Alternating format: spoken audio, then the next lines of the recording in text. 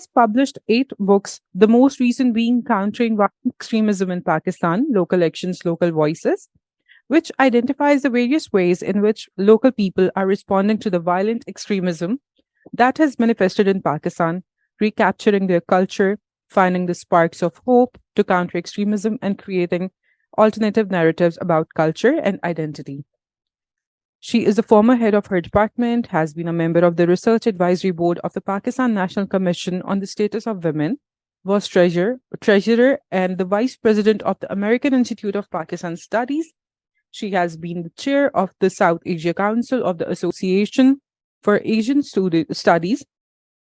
Dr. Weiss is a member of the editorial board of Globalization, as well as a number of journals from Pakistan, and is very actively involved with the International Studies of Association.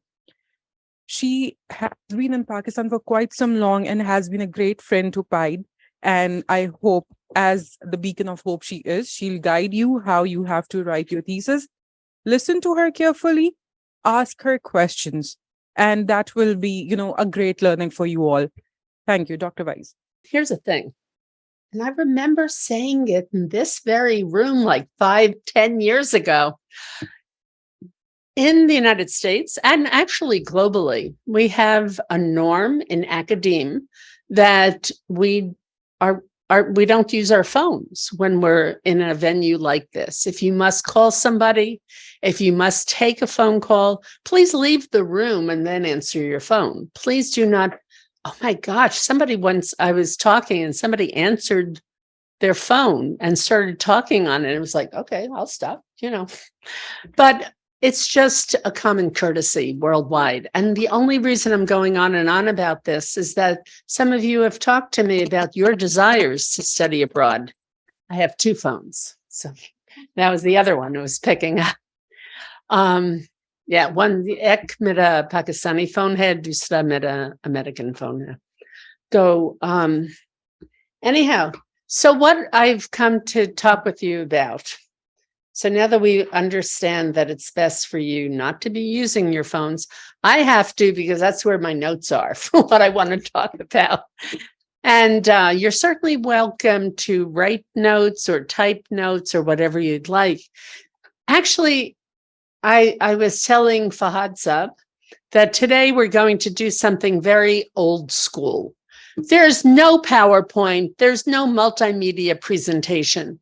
I want to talk with you all about your interests, why you're in graduate school, why you're pursuing an MPhil degree.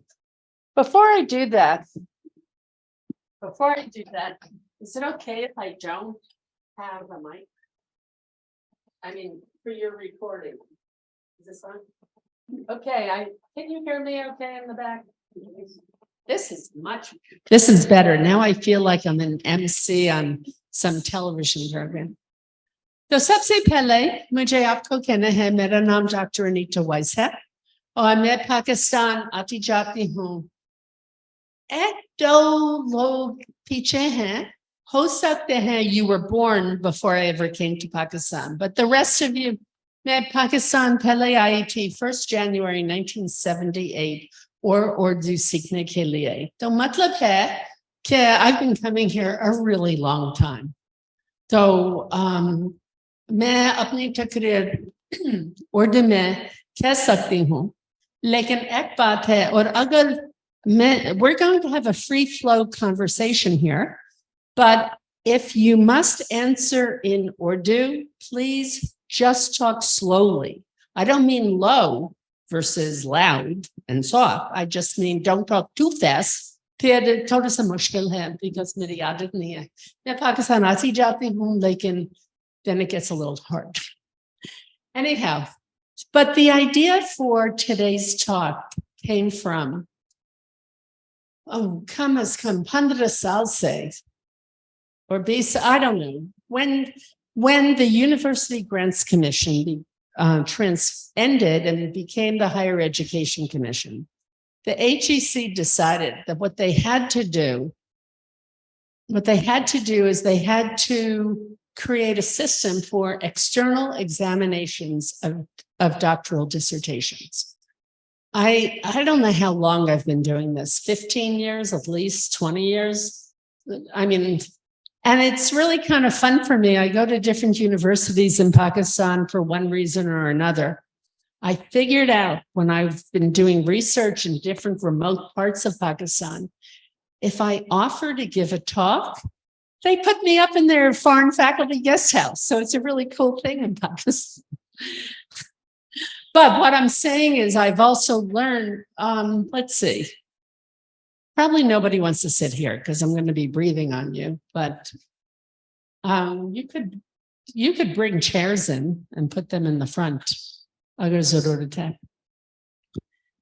a chair up here.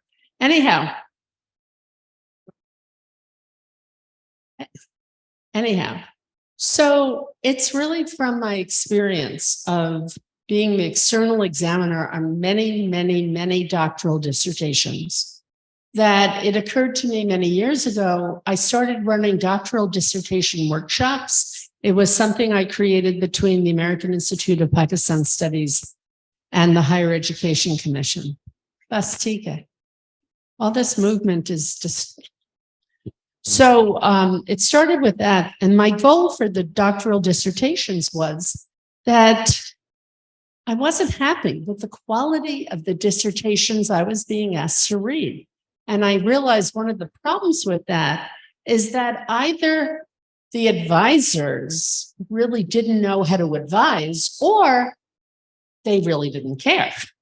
I mean, the advisors were in many instances distant. They were not deeply engaged. Anyhow, so it was really based on that experience that I realized I can do something. And I have given talks like this. I've run doctoral dissertation workshops. I've run a number of them actually at PIDE University. Just the most recent one was last December for sociology, anthropology, defense and strategic studies. They're going through the system. Dr. Hazar, who is the head of the School of Sociology, has made me some honorary thingamajig. I've been a full professor at Oregon for 24 years, and as of August 1st this year, I have retired. I'm doing the happy dance. Oh my gosh, I hope you have the same feeling when you retire. I can't believe they've paid me to do what I've done. It's been a great ride. Anyhow, but here's the thing. When I think back to envisioning what my doctoral dissertation was going to be about, and it was about Pakistan, it was on industrial development and sociocultural transformation in Punjab. And I wanted to look at the relationship between whatever kind of industrial development was taking place and social transformation, and in turn, how the society was, and the values in society and the norms and changes were in turn affecting industrial development. Actually, from my dissertation, research was conducted mostly in Lahore, but also Sialkot in 1979, 1980. I have like 15 hours of taped interviews with Nawaz Sharif, but I don't know what else to do with them. So at some point I have to really listen to them and see if I could do something with them. Anyhow, but I was telling you what my interests are, because that's the thing. Why are you in graduate school? What is the reason? What is the purpose? Why are you pursuing the degree you're pursuing? First of all, I'd like to see a show of hands. Those of you who are only faculty at either PIDE or PIDE University, raise your hands. People who are only you're not graduate students also. You're okay. Let me see who else. Zulfikar, raise your hand. I know him. Any other people? Okay, so all of you who just raised your hand, I'm happy you're here. Please do not talk. This talk is not for you. This is for the students, okay? You're welcome to stay, but don't talk. So students, why, you can tell me your name, that would be nice. I am Professor Dr. Anita Weiss. You can call me Dr. Anita, that's fine. But I want you to tell me what degree you are pursuing. My understanding is almost all of you are MPhil students at PIDE, but some of you might be doing something else. And I want you to tell me, why are you pursuing this degree? Now, I don't want you to tell me that I think I'll have better job prospects, because any graduate degree, you can have better job prospects. I want to know particularly this one. And I don't want to hear that you'll have you'll be able to have a more qualified spouse in a marriage, because again, you could get a more qualified. Can you tell I've been doing research in Pakistan as a sociologist for a really long time? So it's not that, because you could do that also with any degree. Why are you doing a degree in development economics? What is it that excites you about this? So who would like to go first? Just raise your hand. Who wants to tell me? Okay, and if nobody raises their hand, then the person I'm next to.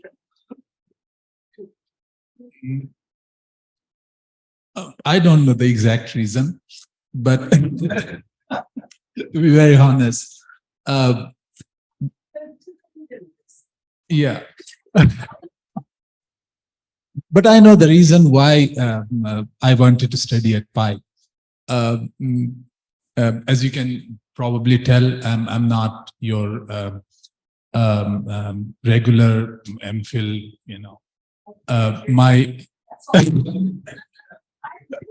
I'm 35, so I'm not, I should not be in graduate school now. But it started when I attended a few webinars by Dr. Nadeem, which kind of inspired me. And I wanted to study something at PIDE. And because I saw it was different from other universities in Pakistan. They were actually talking on real issues that we have, mostly, of course, economics, economy. And when I saw that, and when they opened their admissions, I saw I could study only development studies. So that was the reason for me. Okay, who else would like to talk? I saw, we'll come back to you. There was a guy on the back row. Of course, you're going to make me exercise. That's good. I could use it. Thank you. I'm Hamid, and I decided to do economics, MPhil in economics. I did my background in social and economics, but I did not like math. I like the theory more, and I'm doing math now because I kind of skipped it. Yeah, exactly. That's why I'm doing MPhil economics now. Although economics is my passion, so. Thank you. Okay, great. And so again, we're going through this. Why are you doing a graduate degree here? Yeah, my name is Sanya Panzi, and I am a graduate student in public policy. My story is like, previously I served as a lecturer. I am from academia. My previous degree is in MPhil English Literature and Linguistics. So my research experience, when I work on educational policy. So I found a huge gap between the policy and its implementations. I want to answer a few questions, that why government fails to identify those gaps, why governments are not serious in fulfilling those gaps to make the implementation process more smooth. So for that reason, I joined MPhil Public Policy to find the answers of these questions.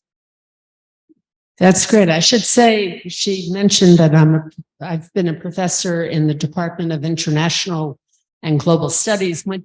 My colleagues recently wanted to rename it from International Studies to Global Studies. So, but I'm also participating faculty in planning public policy and management at the University of Oregon, as well as a ton of Asian studies, sociology, and the like. So I definitely get it. I get it, and I love your idealism. Keep it up. Stick to it. Don't let them take that away from you. You have to own it. Bismillah ar-Rahman ar-Rahim. My name is Shabir. I am currently pursuing MPhil Public Policy, and basically I am passing through my thesis stage.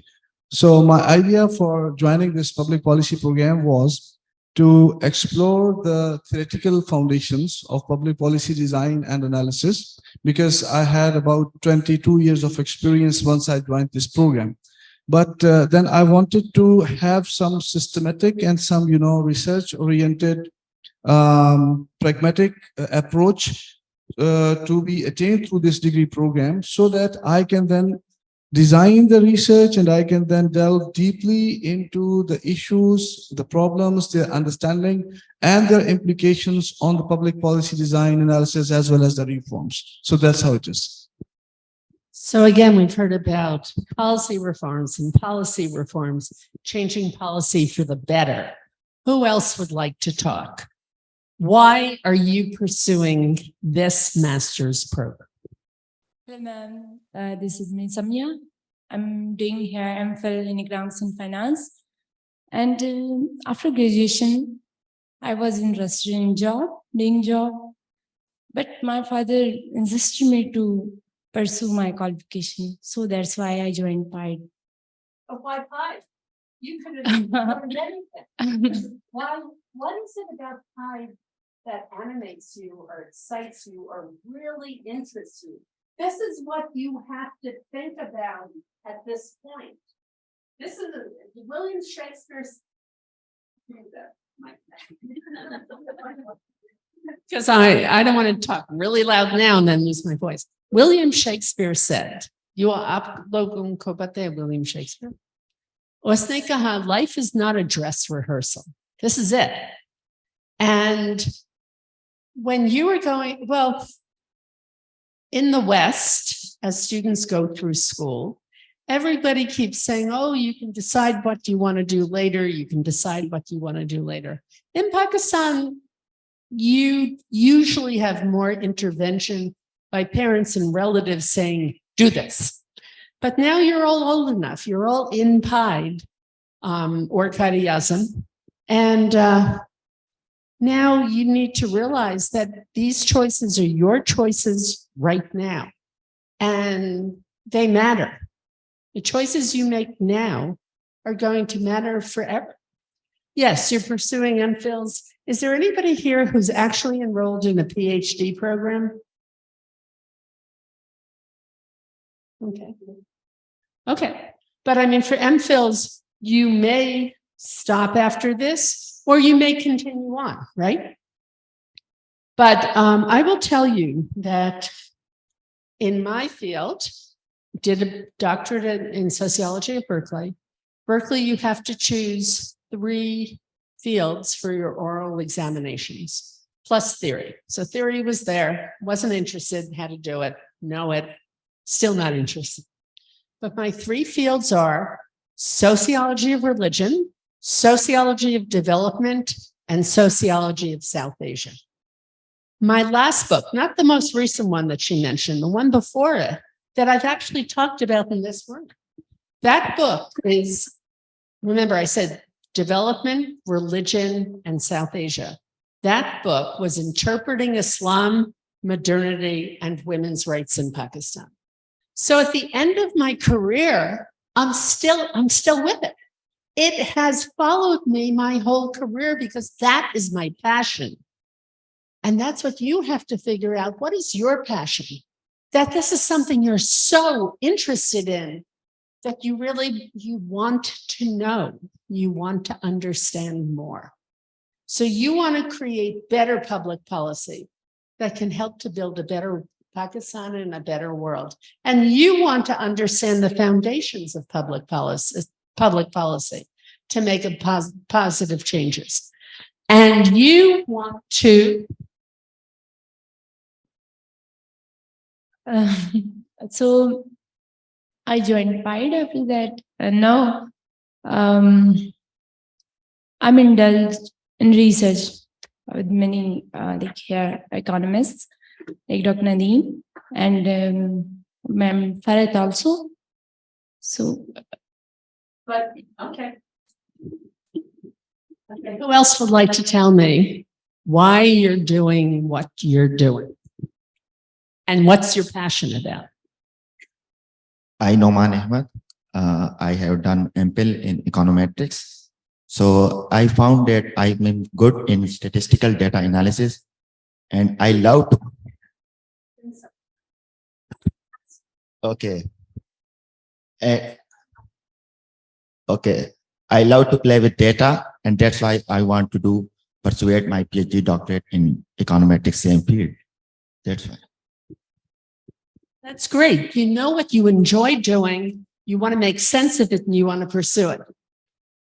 And why are you pursuing a PhD? Assalamu alaikum. This is Sana Mubashir and I am doing PhD econometrics from PIDE because PIDE is the only institution in Pakistan offering PhD econometrics. And I just want to polish my statistical application tools and skills and research. This is why. Let's hear from one or two other people. Because the idea is think it really deeply. Why are you doing this degree? Because this will have an impact on everything else we're about to discuss. Why this degree? Assalamu alaikum. My name is Abid Nawaz, and to be honest, when I was doing my BS, so there was a stage when you have to choose your specialization field in your subject. So at this time, I was so weak in mathematics. So that's why I wanted to choose some field related to theory. So that's why I choose development studies. And after that, studying about that, so I wanted to learn. I got interested in this. And that's why I came and joined PIDE for this. Because I heard about PIDE, that PIDE is so practical about this, and that's why I wanted to join. And you in particular, everybody else too, but you in particular, given your interest, you're in for a real treat. I just heard that Bill Easterly is going to be on Zoom at your conference in November. He's an economist focused completely on very pragmatic, practical things for which you don't need to focus all the time on math. So that will be a wonderful treat. So here's last person. Assalamualaikum. My name is Zikra. My story is very interesting. When I chose economics, I cried because I don't like economics at that time.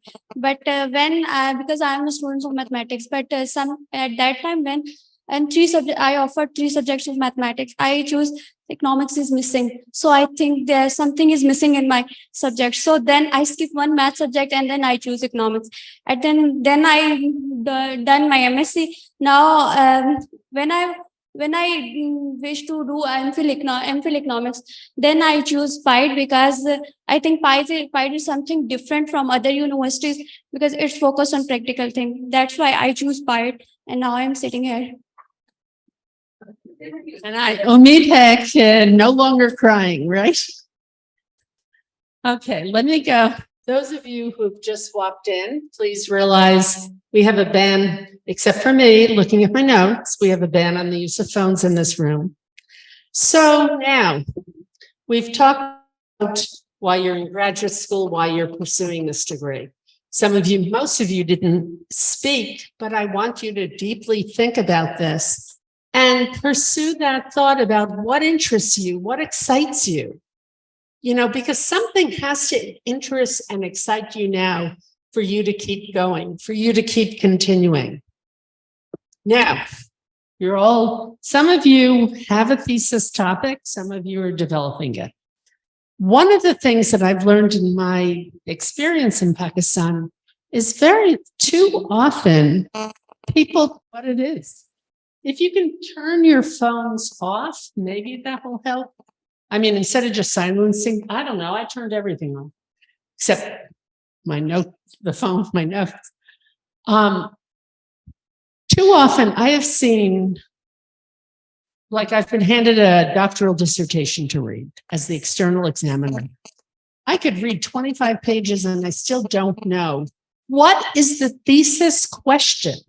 What is the person asking? Before you start, you have to think about what is asked. I'm going to walk until you're not hearing that noise anymore. The thing is, what is your thesis question? I'm not talking about what is your hypothesis, that comes later. I mean, what do you think you'll find and how are you going to work all that out?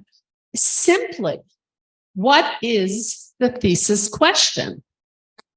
My thesis question that I talked about my doctoral dissertation before is what is the relationship with the kind of industrial development taking place in Punjab with local socioeconomic and cultural values and formations? That was my thesis question. I want you to think for a moment, and I want to hear from at least half of you. What do you think? And very quickly, just tell me the question, because this is the problem. I have seen so many people, you make statements about things. I don't want to hear a statement. I want to hear a question. Your entire thesis, everything you do in your thesis is just answering that question. Put your phone on airplane mode or switch it off. Okay? We're still going to hear this noise. We don't have to record this, you know. You can turn off the recording. Do we need it recorded? I don't know, but we could have a buzzing in our ears for the next hour. Okay, but let's go back. Thesis question. I want to hear from at least half of you. What is your thesis question? And because I don't know you, it would be helpful if you can remind me. Some of you spoke, most of you didn't. What is the degree you're pursuing? Try this.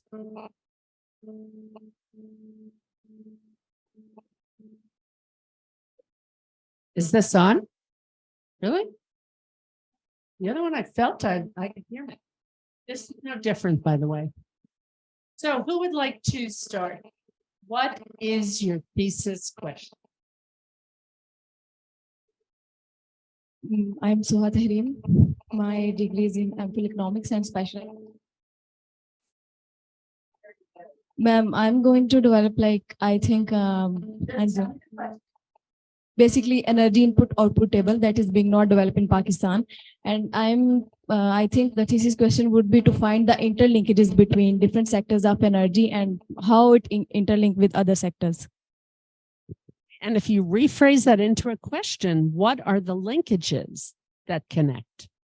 Okay, who else would like to tell me what is your thesis question?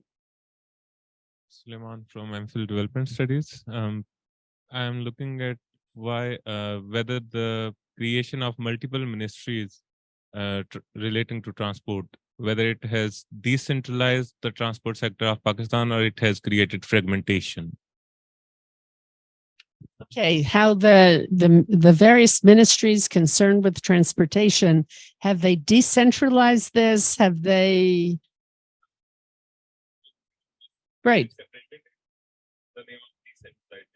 So has it effectively decentralized it? Has it fragmented? Or has it created new blockades? Okay, that's a question. Tell me, other people, what is your thesis question? Or what, even if I assume most of you have not yet started, what are you thinking about now for your thesis question? I'm Maham Khan and I'm doing MPhil Public Policy. My thesis question is that how e-waste affect the health of workers who are handling and managing it. How e-waste, electronic waste, yeah. Okay, how e-waste is affecting the health of workers and people who have to handle it. Interesting. Interesting. Okay, other people, what is your thesis question?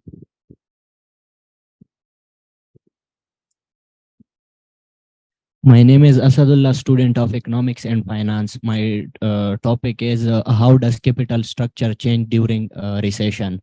A comparison of COVID-19 and financial crisis. And the first part is a really good question. Why don't we just go on this row?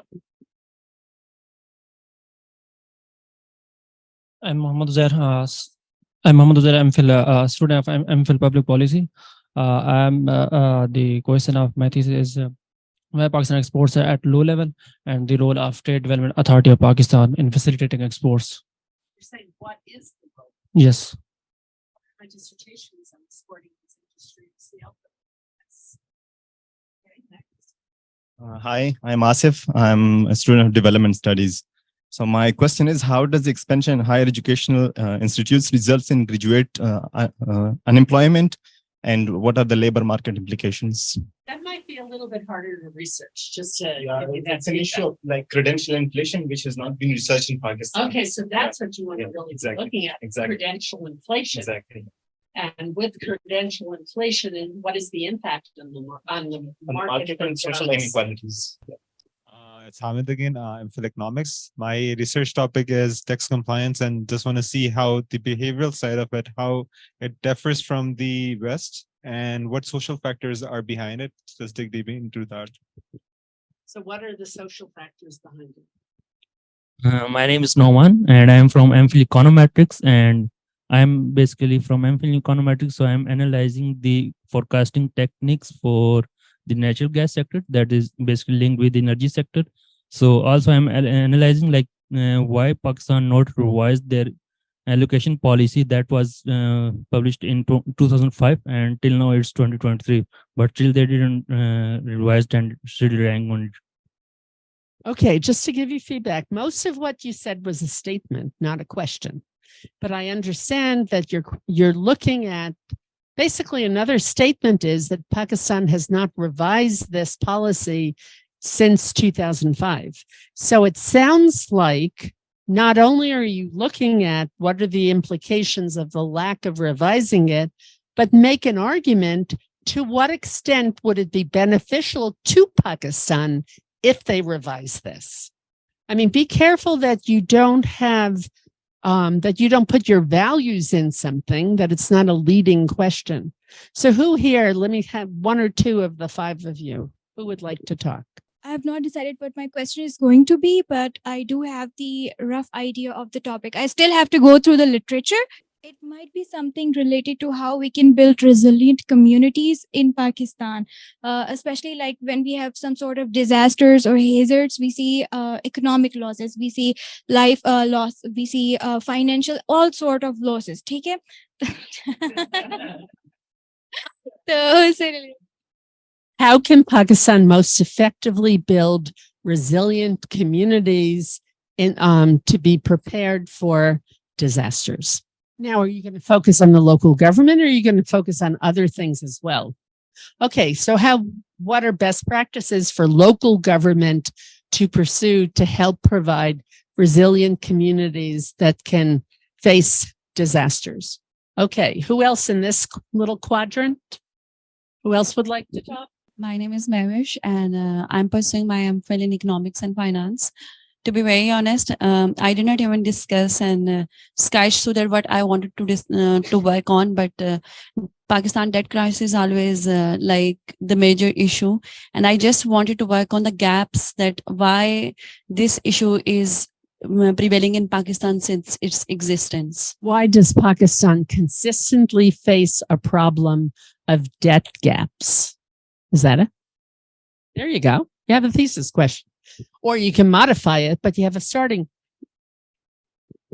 I'm Mehreen from MPhil Development Studies, and my thesis topic is what are the issues and challenges concerning the first and last mile travel in twin cities of Pakistan. Mile. It's like when you travel from your home to the transit stops and from transit stop to your final destination. Say it again.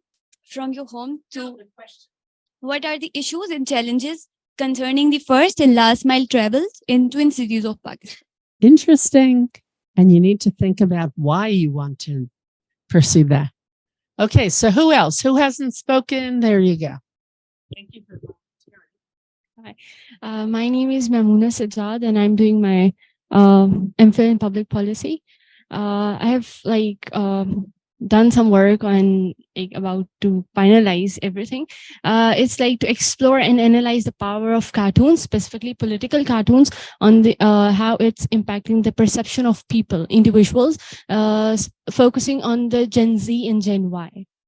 It would be like how political cartoons are impacting perception of individuals, or focus.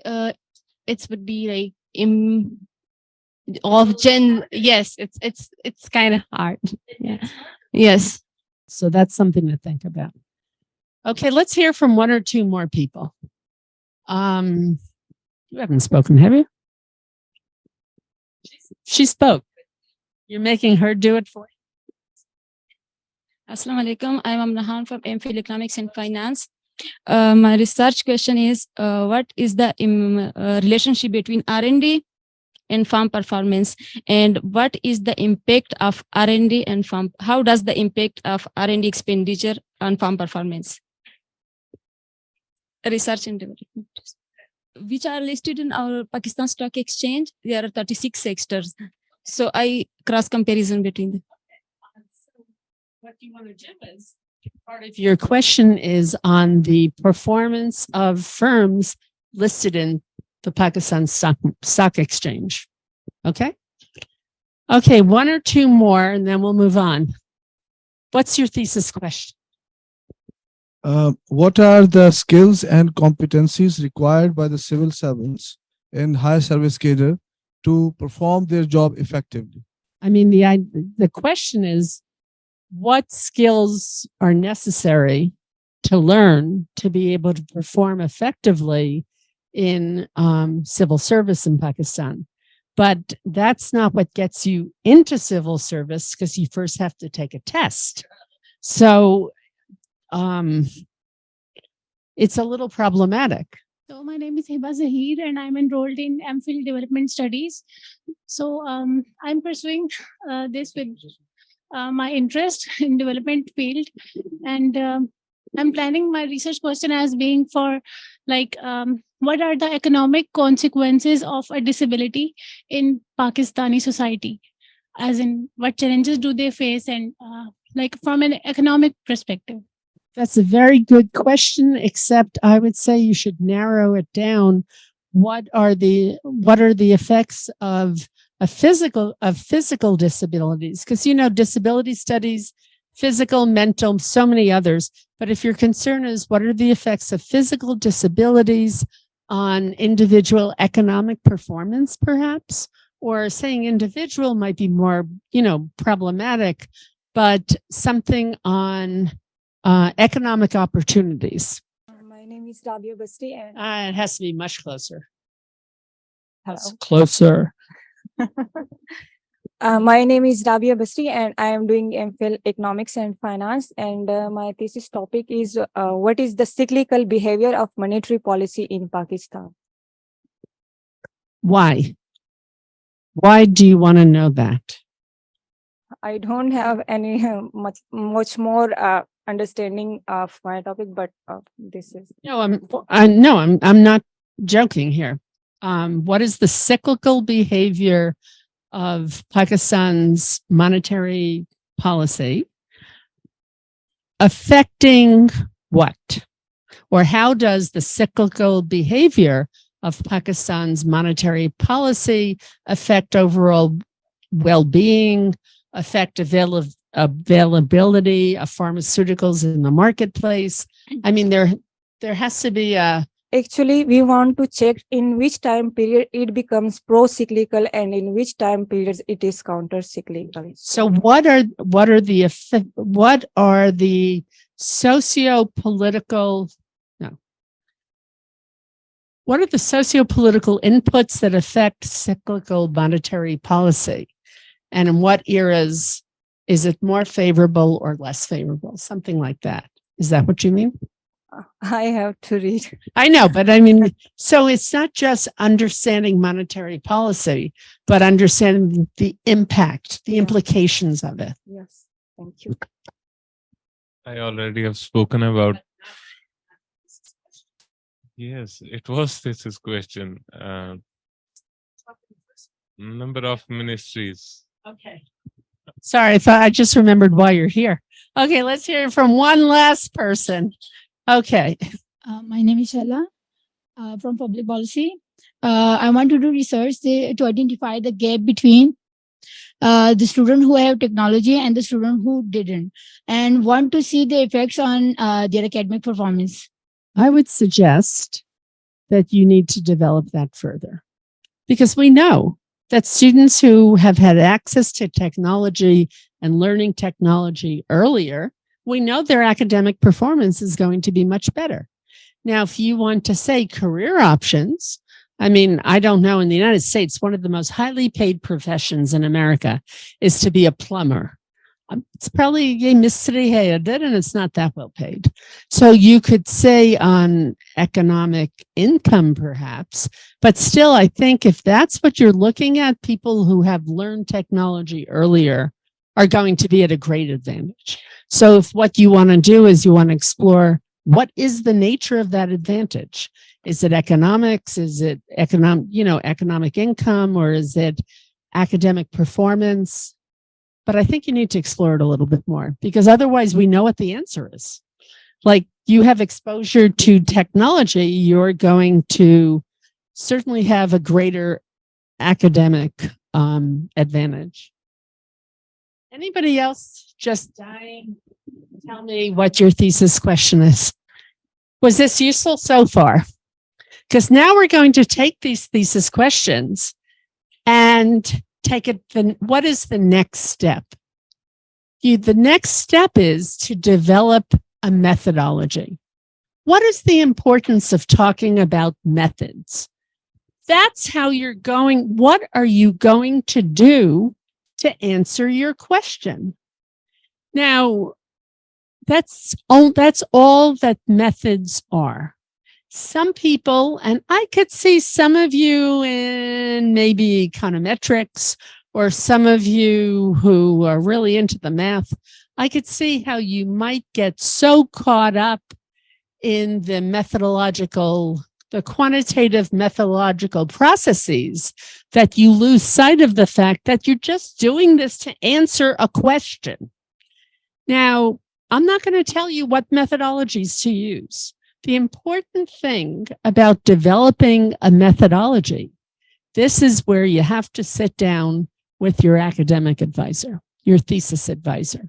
You say, okay, I've narrowed it down. This is the question I want to answer. What are the best methods to use to find this out? Now, for some of you, it might be comparative historical, bibliographic research. Everybody will have a bit of that. It might be survey research.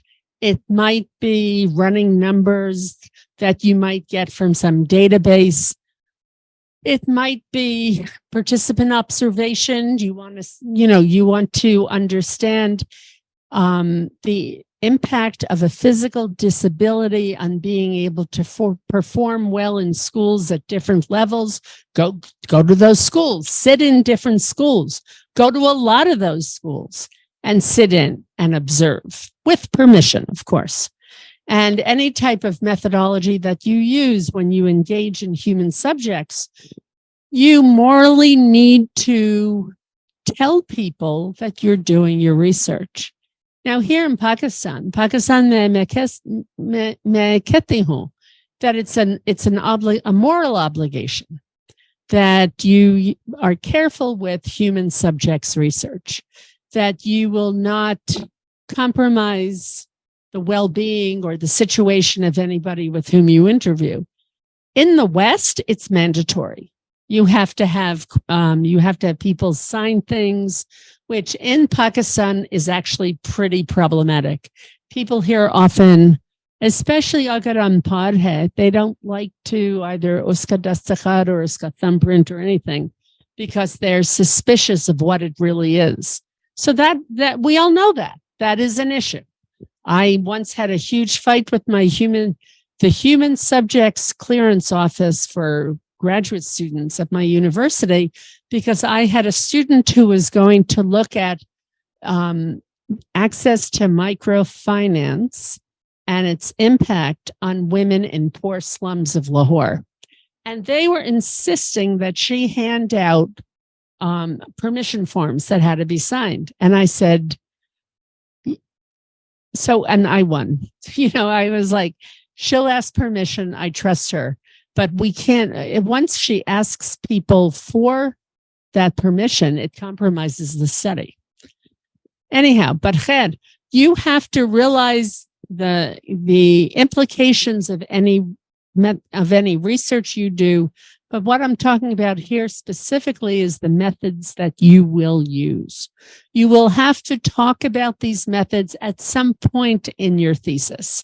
Some people talk about the methods up front in the introductory chapter to the thesis. Sometimes it may seem more appropriate, and it depends on what your method is. Perhaps you include that later. But it must be, most people will use 2 or 3 methods to find things out, but really to identify the best methods to use, you want to talk with your own academic advisor.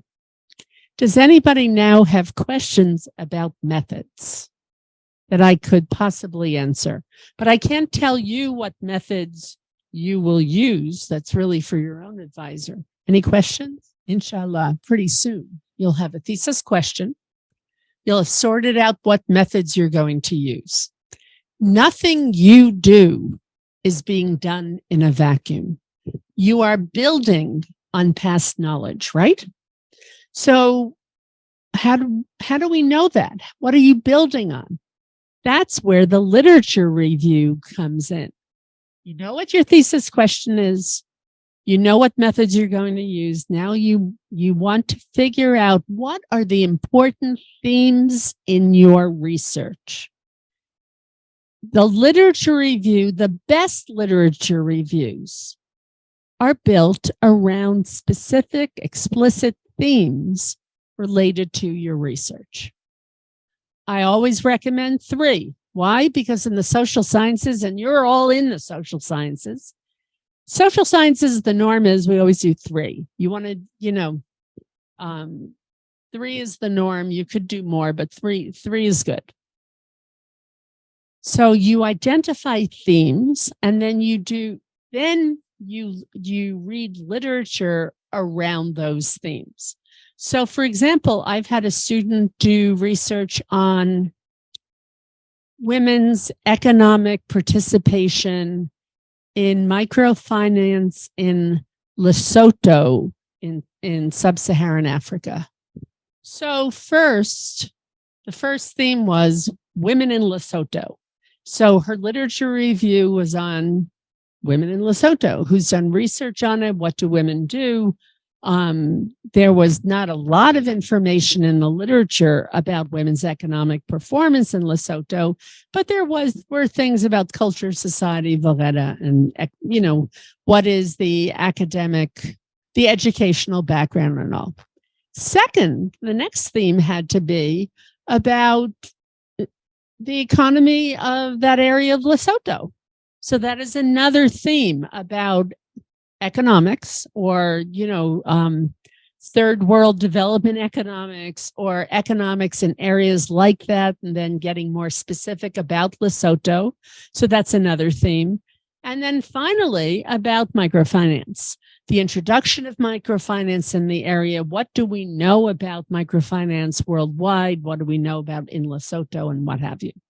So the important thing is, though, to identify what are these themes that are most pertinent for your thesis.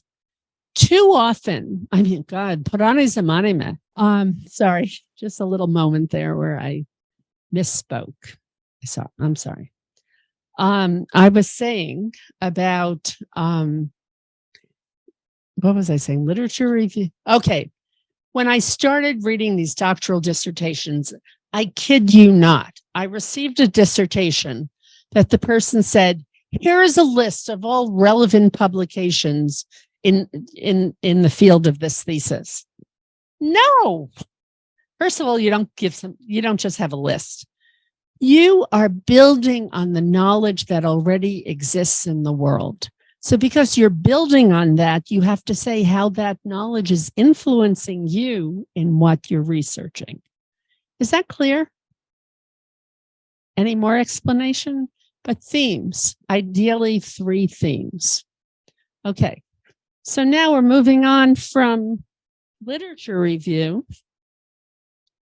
based on you're building on knowledge in the world to you go out and you actually do the research, right? You have your methods worked out. You know what you're looking for. You're trying to answer a question. You're building on knowledge that already exists. You gather all this information, and then what do you do with it? You write it up. So I have something. I have 2 little things I'd like to hand out. Do you want to hand out all of them, or you want help?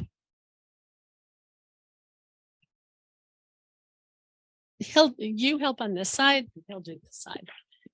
I'm giving you, I made a deliberate decision on this. I hate looking at myself in a camera, just hate. I will explain what these are in a moment, but I'm just telling you, I made a deliberate decision not to show you a PowerPoint, because then you would be passive, passively learning about this. And I'm not giving you the handout because nobody needs the handouts. But these are important URLs that you should tape into your notebook. You should take a picture of them on your phone or your camera. You can keep those. You can keep those for anybody who would like them. Does anybody here not have a little handout? I'm from Oregon. We're deep environmentalists anyhow. So I asked Fahad to just, put like 8 on a page and then cut them up so we don't have to waste paper. Okay. But what is this in front of you? Because it's important about writing style, right? I am a native speaker of English, but you have no idea how much work I have put into trying to be a good writer. I'm going to tell you a secret. Now I feel less odd telling you because my doctoral dissertation advisor has passed away. But my doctoral dissertation advisor was Robert Bella, who is probably the single most renowned scholar in sociology of religion in the world. So to begin with, I was always intimidated by him. Somebody else, actually, Dr. Elbaki Hermasi from Tunisia had originally been my advisor, and he left Berkeley and went back to Tunisia, became Minister of Culture. Why? I mean, as opposed to being a professor, I don't know. But I did later on see him, and he made up for it. He got me special permission to do field research in Tunisia, despite the fact that I'm neither fluent in Arabic or French. So that was good. He made up for it. Anyhow, Robert Bello was my dissertation advisor. I told you my dissertation was on economic development and sociocultural transformation and the relationship with local culture in Punjab. So yes, I mean, I was in the field. I had to change dissertation advisors. Somebody who was on my committee became my advisor. I come back to Oregon. I'm sorry. Came back to Berkeley. I've been in Oregon too long as a professor. Came back to Berkeley, gave him my first chapter, and he said, great, come back in 2 weeks. I said, fine. So 2 weeks later, now before I tell you the rest of this, have you ever heard of Denny's? Denny's is like, we call it a diner. It's like a low dive diner. I've really never eaten at a Denny's, but they serve white bread. I mean, that type of diner. Okay. Just remember this. I don't know where this idea came from. So 2 weeks later, I go back to see Professor Bella, and he hands me my first chapter. And I said, how was it? I could tell he wasn't really happy, but the man was never, I mean, a deep scholar.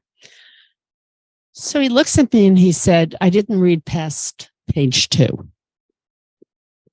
And for some reason, as ideas of working at Denny's as a waitress for the rest of my life went through my mind, I was able to somehow eke out, why not? And he said to me, I mean, he really got across to me in that moment. He said, you split some infinitives and you dangled some participles. I had no idea what he was talking about at that moment. And I'm going to bet most of you don't have any idea what I'm talking about. He said, you fix it and then I'll read it again. So I spent the next year teaching myself grammar because I was, I was beyond a straight, obviously, I was really smart in school, right? So in middle school, I was able to take Shakespeare and I was able to take poetry and I didn't have to take grammar because I was so smart, right? High school, in my life, I never took grammar. I took grammar as a freshman in college when I was taking Sanskrit. So I started learning some grammar concepts studying Sanskrit at university. Not Urdu as much as Sanskrit. Sanskrit, you got to know the grammar. Anyhow, so I went on a quest for a year and I taught myself how to stop being functionally illiterate. And the best resource that I found, there's books out there you could drown. But the most classic resource is Strunk and White, The Elements of Style. And that is, let me just take a fast look. So I did the top one or the bottom one. It's the first one, okay? It says faculty.washington.edu. There's the elements of style. You could, if you know somebody who goes abroad, they could go to a used bookstore. They're always available in book form, but they're all over the internet on PDFs. But I checked this one. In Pakistan, you don't have to use a VPN and you can access this very URL. So I double checked it for you all. I suggest no matter where you are in writing up your thesis, you're still at the point of conceptualizing your thesis question. Start reading this now because you're going to be teaching yourself how to be a better writer. You have opted to receive a degree, to write a thesis, to receive a degree in an English medium university. Most of them are, even an international Islamic university is English medium. That's what, this way you can communicate with so many more people in the world, not just in Pakistan, right? But, so what are the big issues? Well, what is, things to look out for as you read Elements of Style. What is the purpose of a paragraph? What's supposed to be in a paragraph as opposed to, just going on and, it talks about sentence structure, then paragraphs, then what's supposed to be in a section. Guess what you're going to be able to learn? You're going to be able to learn what is a dangling participle. What is a participle? And what happens when it dangles? Split infinitives. Split infinitives. To quickly run versus to run quickly. If you use to with something like to run, to skip, to laugh, to jump, that's an infinitive. You don't put a word in the middle. But if you do, and it happens, to boldly go, Star Trek, to boldly go. They did such a disservice for grammar, right? But as long as you realize it's there, I sometimes see myself now, I do split infinitives on rare occasions because it's an emphasis. You can get across, but you need to know that you're doing it. That's all. Some of the most common problems that Pakistanis tend to have is the misuse of the word the. It takes me so many more hours to read doctoral dissertations When I am motivated, which is less and less, when I'm motivated to use track changes and to make changes, because the is just so misused in Pakistan, and I've never understood why, but it's just one of the issues of, second language acquisition, or in many of your cases, it may be third language acquisition. You may be your आपकी मादरी ज़बान पंजाबी है या पश्तो है या हिंको है, फिर आपका second language Urdu है, आपका third language अंग्रेजी है, हो सकता है आपका third language अरबी है, फिर अंग्रेजी आपका fourth language है. Nobody can expect you to be perfect in your English writing. This one little book, I mean, it's really small, but they really nail the most important things about writing and writing style. Okay. Any questions about this? Is this helpful, useful information, you think? The other thing is I keep saying writing style, but there is something else. The other URL that's over there, that other URL is a link to a very simple explanation of the major style guides. You need a style guide, of course, for your bibliography. You don't, for an MPhil thesis, you don't, or a doctoral dissertation, you don't list references at the back, you have a bibliography. The difference between references and bibliography, references is from the word refer. So if you're referring to something in what you're writing, that belongs in the references. But presumably in an MPhil thesis or doctoral dissertation, you will have read so many more resources, but you're not quoting them. You're not citing them anywhere. They still belong in the bibliography because it's part of your intellectual journey and what you're building on in writing this work. Okay? So that's one thing. So this, I think, I don't know who wrote this, but it looks like it was written for, honestly, I liked it because it's written for like middle school or high school students. I'm not even sure where it came from, but I did read the whole thing and it's correct. It uses the style guides MLA, APA, and Chicago, which is also called Turabian because Turabian wrote the book on the Chicago writing style. What is important about these styles? You need to check, PIDE doesn't have any particular required style, I think. Oh, PIDE uses APA. Well, there you go. Go read this little handout I gave you about APA. However, while you do that, I suggest you also read about the other styles, because I presume all of you would like to, at some point in your lives, get articles or even books published.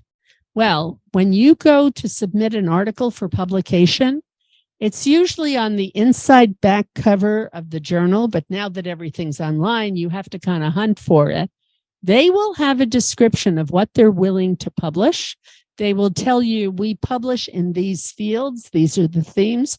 Like I'm on the editorial board of a journal called Globalizations, and the journal publishes about processes in the plural of globalization that happen in a lot of different arenas. So it's not just, I could see Nadim ul-Haq standing next to me, economic globalization. Yeah, that's one of them. But we also talk, I mean, the journal also writes about cultural globalizations and, different kinds of socio-cultural development, transformation. Lots of different, I mean, if you could make the argument as to why this fits into globalization, sure, it's a great journal. It's a top quality journal. Having said that, you have to look at, number one, what are they interested in publishing in? Number two, what is the style they require? So let's say you wrote your article using the style you got used to in APA, and they say, submissions should be consistent with the Chicago Manual of Style. You have to change the way you do your citations and the way you do your references. For an article, you use references, not a bibliography, right? The other thing is whether or not, if you use embedded citations that all connect to your reference list, or in the case of your MPhil thesis and doctoral dissertation, in your bibliography. But so there has to be a direct connection. Let's say you do Weiss 2020, then you need to have a citation in the bibliography, Weiss, Anita M. period 2020 period, and then the name of the book, and then Oxford University Press. That has to be there. But again, you write that up in the given style that you're using. I think that was APA, but I don't remember off the top of my head. So I don't know if at PIDE there's a requirement to use footnotes or endnotes. I mean, is it footnotes or either? Either. So you can either use footnotes or endnotes, but you can only use one of them. So you have to be consistent throughout for your thesis or any journal article. But let's say you go to submit something to a journal and they say endnotes only. Endnotes are a lot easier for printing, publishing, because then you don't have to worry about if there are editorial changes, you don't go onto a different page because of your footnotes, right? Let's say you use footnotes in what you want to submit, and they say, we want endnotes. Well, you have to change that before you submit it, or otherwise they're just going to reject it. They might send you a revise and resubmit, but honestly, if you don't conform to the requirements that they state, they're just not going to bother to give you feedback because you couldn't be bothered to do what they're asking, so you're wrong. I can talk more about journal article submissions later, but I want to continue and talk about this a little bit more with your thesis. And so I know better than to do that. It has to see my face before I can see my notes. Okay, so we talked about bibliography and styles, and that second website that I just handed out, go see it sometime. Don't lose this link. Share it with your friends. And again, I checked it and you can access that in Pakistan. I know sometimes you can't, but both of these are good. Some final things about writing. Something that has come up recently, and I don't know where it came from. I'm trying to remember the last dissertation from PIDE that I examined, and I just don't remember. I don't get that many from. I only do this to try to, be a good resource for Pakistan, to use my expertise. But, sometimes it's a little excessive. They ask me, I only read things in my fields. Anyhow. But recently, I would say the last 4 or 5 years, I've been seeing a proliferation of numbering subheadings within chapters. I mean, basically, a thesis or dissertation should have between 5 and 7 chapters. The first chapter should be an introduction. An introduction, why is this important topic? And, in some cases, but maybe not PIDE, but for most things, it would be why you are doing this research. What is it? I mean, that's allowed to include in the introduction to your thesis. It's a little less standard in the arenas of, economic, I don't know. But anyhow, so the first chapter would be more introduction. And then the second chapter could be, you go on your literature reviews because you're talking about, you're expanding more on the themes that you're exploring. Anyhow, the point that I'm trying to make is to have between 5 and 7 chapters. There's the beginning chapters, there's the concluding chapter at the end, and then you have the actual data chapters, what you learned after you use those methods, the answers to your questions. Usually chapters 3, 4, 5, or 4, 5, 6, depending on how you're structuring it. But now I have seen a proliferation of subheadings, subchapters. So you have people, this is wrong. What I'm about to say is never do this. People have started to number their subheadings. So if I'm reading chapter 3, I'll see 3.1, 3.7, 3.27. I mean, it's like, where did that come from? Somebody at Plagiarism told me recently it came from that they do that in the sciences. Well, I don't think I've ever been on a doctoral dissertation committee or our equivalent of MPhil committees for anybody in the sciences per se. Planning public policy and management, even physical science, sports. I was on a dissertation for that, but I've never seen this in the sciences. But okay, if they have it in the sciences in Pakistan, I can't change the entire scholarly world in this country, but I can have an impact on social sciences. Do not use those.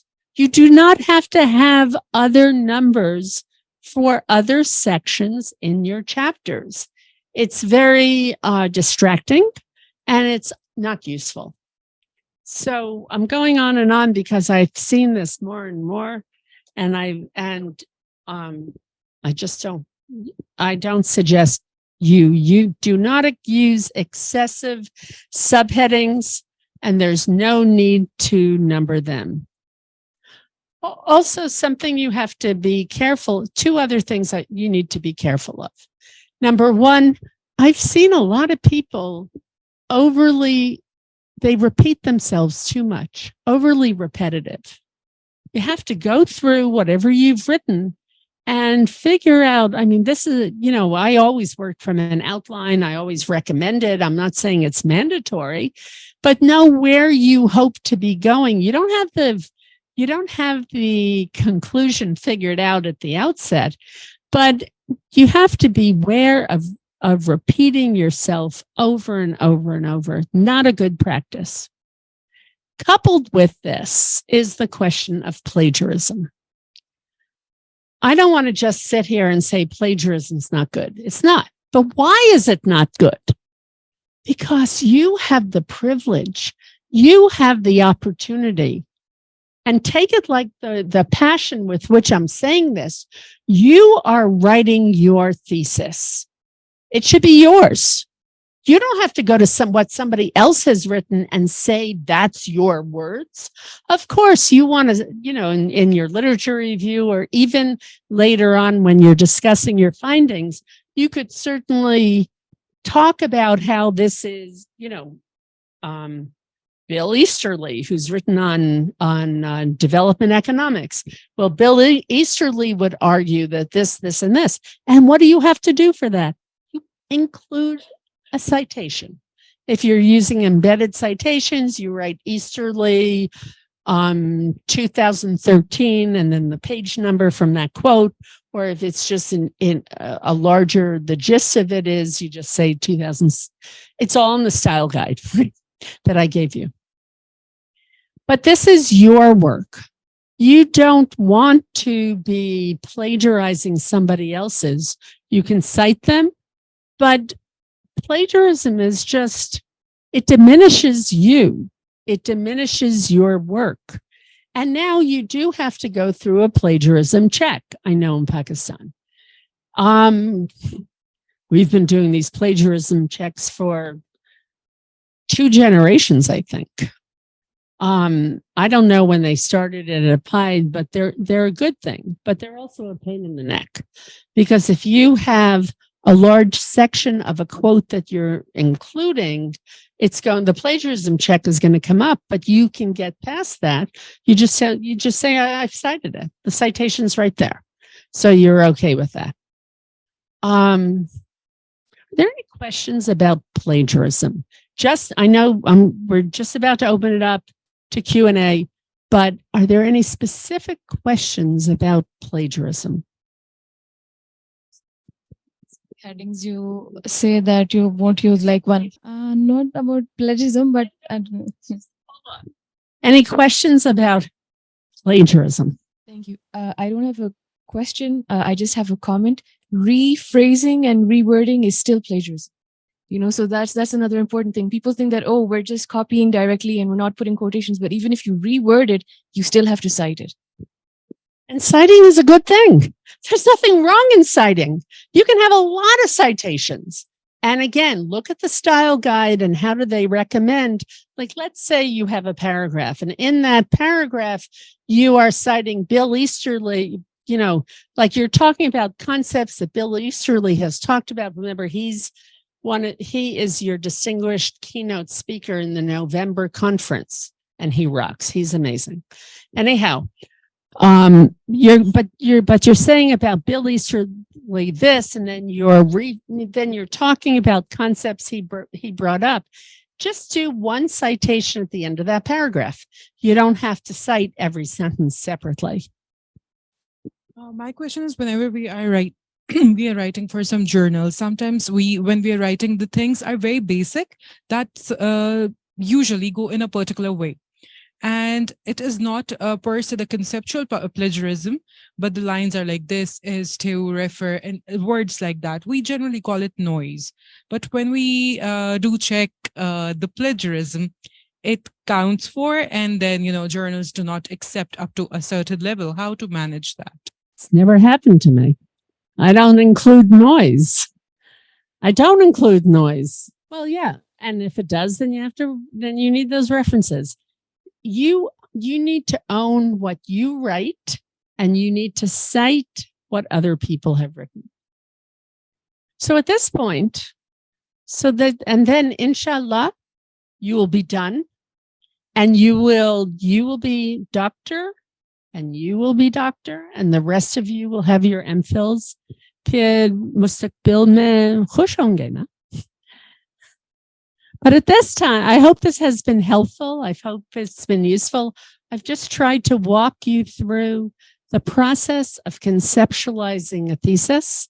But at this time, and I've taken questions all along, but at this time, I would like to welcome any questions you might have. And we're going to start with her.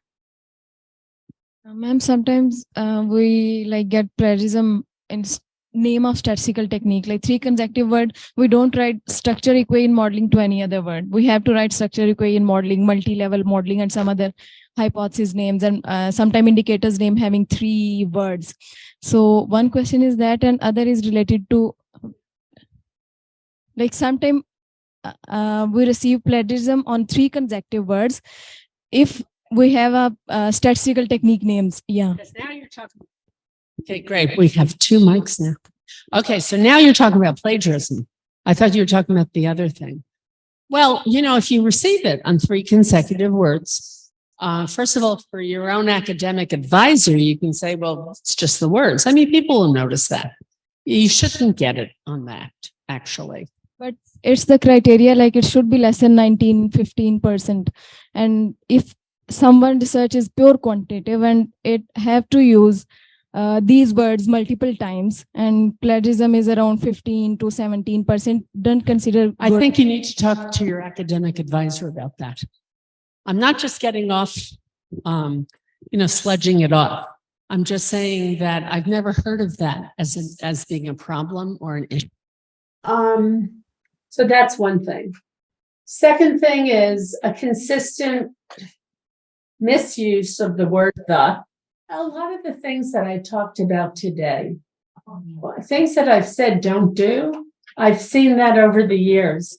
I think that now we do tend to be getting, I tend to see better doctoral dissertations. I think that it's a ripple effect. I think as academic advisors are getting educated, they're getting better educated. And then they are being better mentors for their students and giving them better advice as to how to write. I mean, I hope, back on. I hope that, there's a few faculty who've been sitting in the workshop today, and I hope that they, take this with them as they advise their MPhil thesis writers.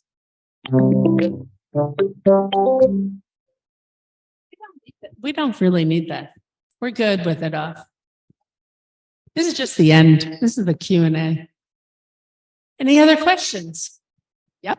So you're basically? I'm using a theory for my thesis in my MPhil dissertation. I didn't hear you're basically using a theory for my thesis. theory. Yeah. Yeah. So regarding Oh that, yeah, I didn't talk about theory. Sorry, I skipped over that one. So regarding that, how much of my thesis should I dedicate to introducing that theory exactly? Okay, let me back up a little. I meant to talk about theory when I was talking about the literature review. Again, nobody's thesis is being written in a vacuum. You have your literature review. You also should include somewhere theoretical review or theoretical foundation. This is building on certain given theories. How do you identify which theories? Again, the best person to talk to with that is your own academic advisor, or you could talk to other faculty or even other graduate students about which theories make the most sense for what you're writing. Now, if your MPhil thesis is about a theory, I mean, that's interesting, but I've never worked with somebody who's nor have I ever been the external examiner on a doctoral dissertation only about a theory. I know people do write such things, but I don't have experience with that because I've always refused. If I've ever been asked, I always consistently refuse those. I want to see something that you used methods, you gathered information, you learned something, and now you're answering your question. Now you could say, like for my dissertation, I was building on world systems theory as elaborated by Emanuel Wallerstein. Remember, it was a long time ago. My dissertation. There are other theories I could have built on now, but at that time it was a world systems theory. I gave some attention to it. I was also building on dependista theory, and I was so fortunate that Fernando Cardoso, who later went on to become president of Brazil, he was visiting at Berkeley just at the time I was writing this section on theory. And there was nobody at Berkeley really who knew much about Pakistan. So I went up to Cardoso. He said, this is my dissertation. So on Pakistan. And he went, Zolfi, I remember him. You know, all these lefty world leaders knew each other. Anyhow, but I think that to answer your question, how much, you need to talk to your academic advisor. Any other questions about theory? Because I did skip over that a bit. But I think I would treat it really like your literature review, that you're not writing this in a vacuum. So you're building on literature that others have written, and you are building your argument on theories that have been developed. I think we have time for like 2 more questions or none. Any other questions, comments? Was this helpful? You want to tell me what was particularly helpful so that I could remember to include it the next time I do something like this? What gaps did I help you to fill on this? It's not something I can randomly call on somebody. Somebody tell me, how is it helpful? The part where you said you should have a thesis question first, because we usually start randomly collecting data and all. We don't have a clear direction. So yeah, right now sitting here, I developed my thesis question because that was, helpful. Right. And another thing that's connected to it, own it. Own your thesis question. Own your thesis. It's your work. What a great work it's going to be for you. You're going to dedicate some time to it in your life. Make it something you're excited to do. Any other feedback from me? Y'all said that was helpful. The part where you mentioned in literature review, you have to stick around at least 3 themes. That was something helpful for me. Yeah, those themes are really important. Otherwise, people get lost. I can just list this, build them around themes. Any other last feedback, comments? Any last questions? Well, I will see you at my next appearance at PIDE. Khudafis.